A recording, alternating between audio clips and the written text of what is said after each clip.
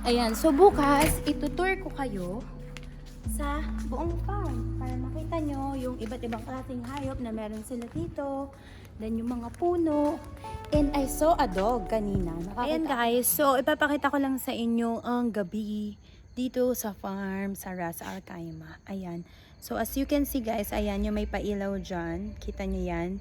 Yan yung main gate, so papasok ka dyan, tapos dito ka magpapark ng mga sasakyan.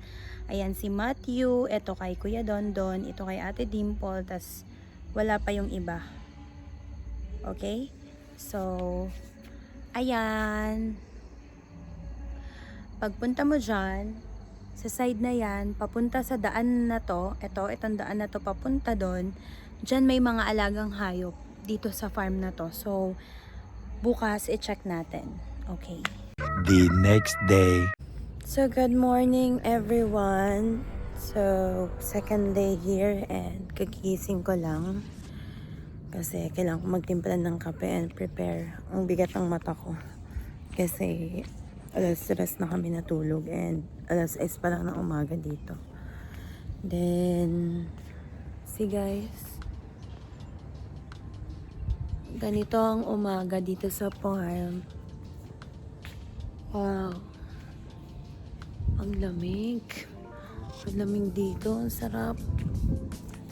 Tapos punta tayo ng kitchen to prepare something for my husband.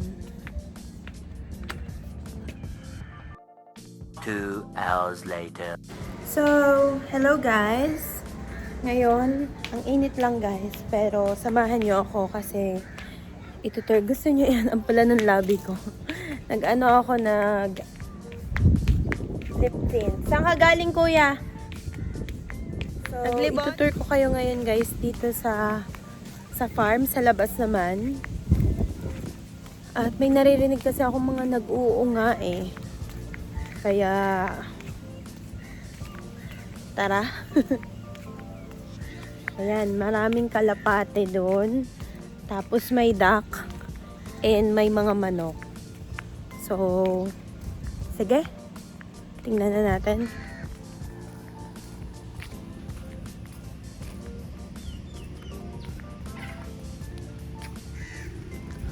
Ayan guys, ang daming kalapate oh. Meron talaga silang kulungan dito ng kalapate. And itong side na to ay mga manok and duck. Wow!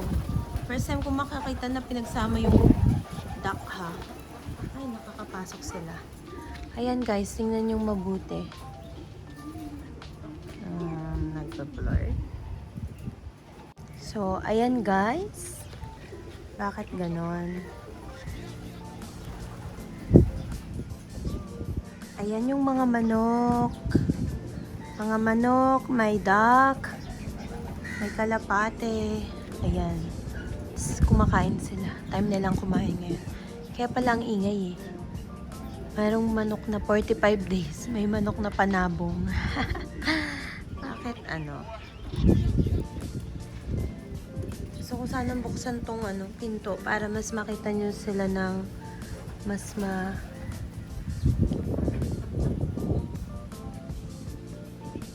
Ayan. Kaya lang Ayan yung mga manok.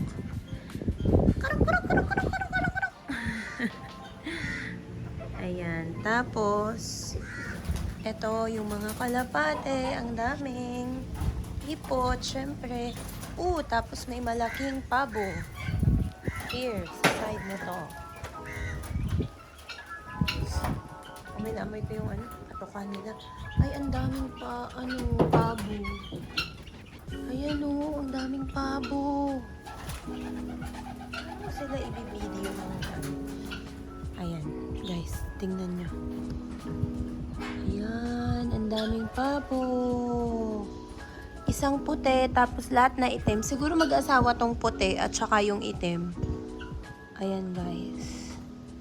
Puro yan. Pabo ba kayo o duck? Ano ba yung duck at saka pabo? Basta? Ayan.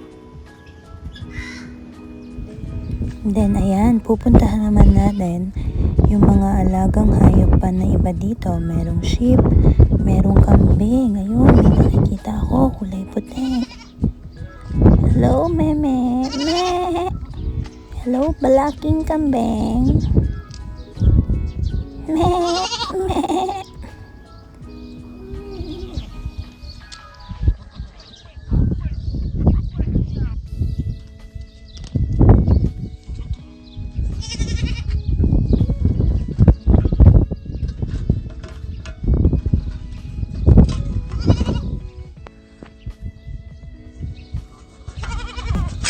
So, wait lang. Bubuksan pa yan.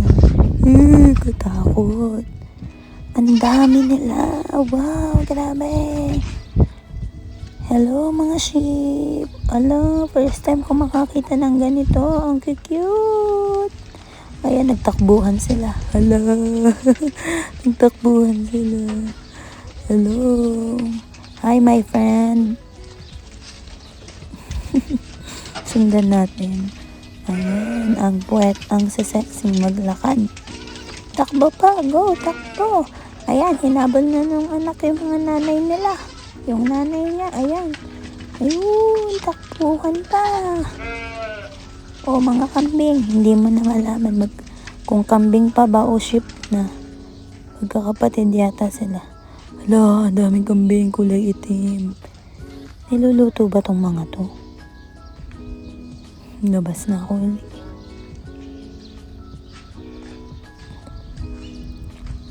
Hello sa inyo. Sige na, bye-bye na.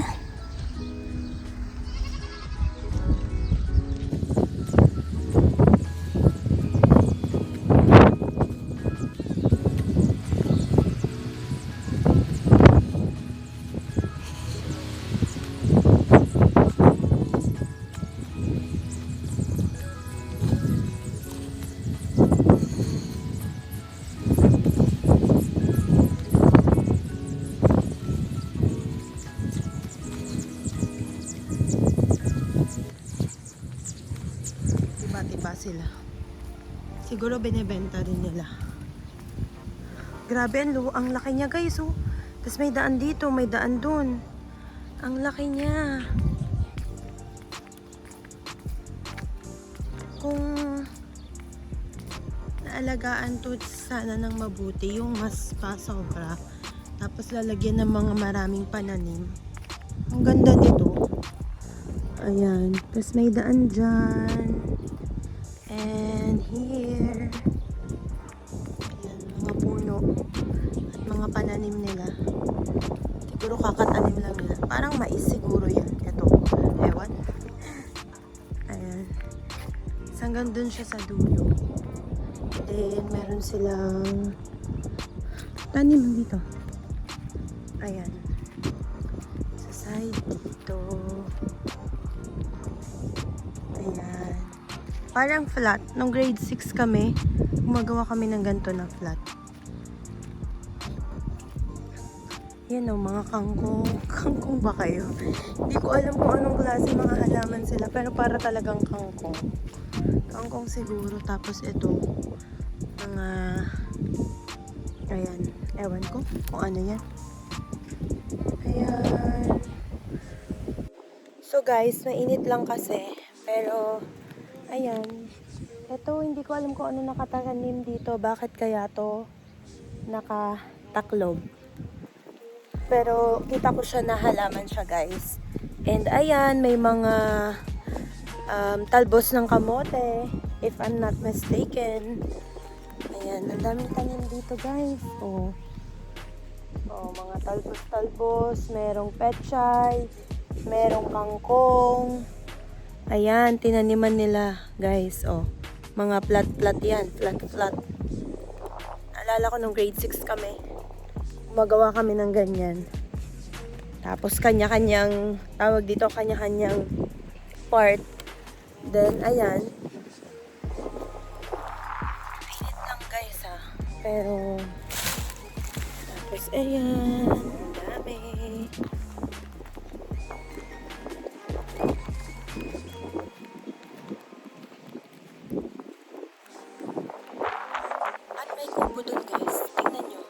kubo. Kubo. Punta tayo dyan.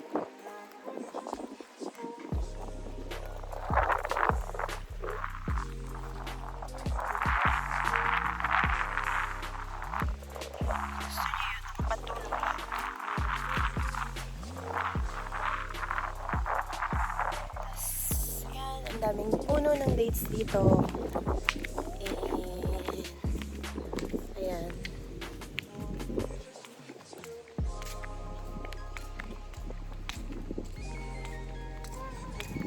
May tao doon sa kubo na yon. Hindi ko alam kung sino. So, i-check natin.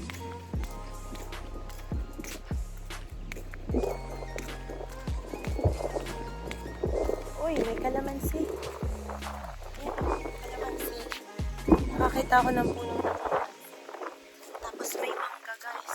Oh. Ayan oh, mangga. Oh, diba? Para kang nasa Pinas. Tapos tingnan nyo, ang laki ng bahay talaga. Tapos ang lawak pa niya. Oh. Ang lawak pa niya.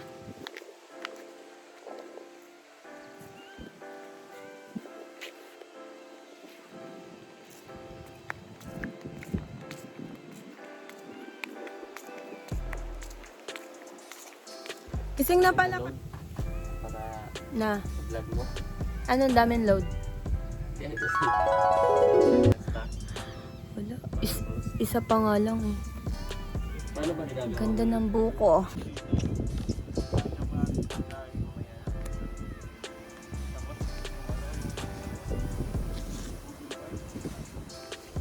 Oo, dyan. Masarap mag-boodle fight sa kubo.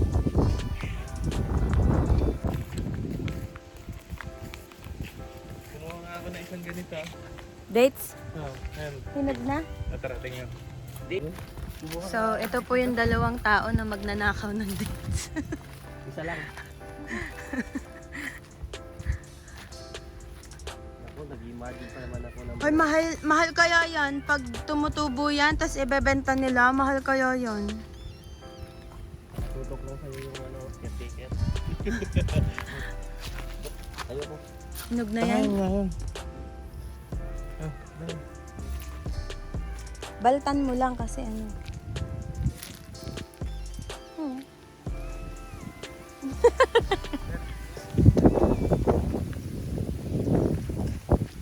Parang overcook na.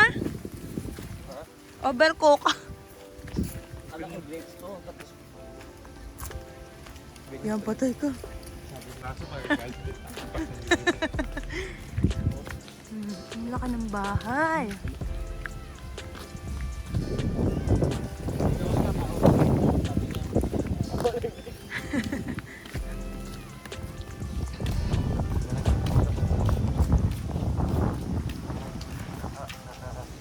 dapat talaga magdala ako sa Pilipinas. Akala ko magdala ka. Maggagawa ka na sa Pilipinas ng gantong bahay. Mga kapagtubo ba na yun? Ang pinaka gusto ko dyan. Oo. Yung buto hindi. Saka yung balat. Kaya kainin mo ito, ano?